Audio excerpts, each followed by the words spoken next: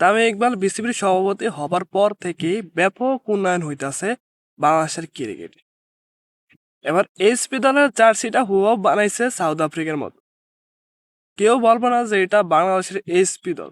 সবাই ভাবতেছে যে এটা সাউথ আফ্রিকার টিম জিম্বাবুর সাথে খেলতেছে এবং বাংলাদেশের মাটিতে। ব্যাপক উন্নয়ন তামিম ইকবাল আসার পর থেকে। এত উন্নয়ন যে করছে ক্রিকেট বোর্ড থেকে, তাই এটা নিন্দা ছাড়া কেউ সুফল করেন। সবাই নিন্দা জানাচ্ছে এই জার্সির প্রতি এবং তামিম ইকবালের চয়েসের প্রতি। কি চয়েস! তাই বলে সাউথ আফ্রিকার ভার্সন আনবেন এই বাংলাদেশের মধ্যে? পুরা সাউথ আফ্রিকার বিবেস। কি বলবো, রুচির সমস্যা আমাদের বোর্ড সভাপতির।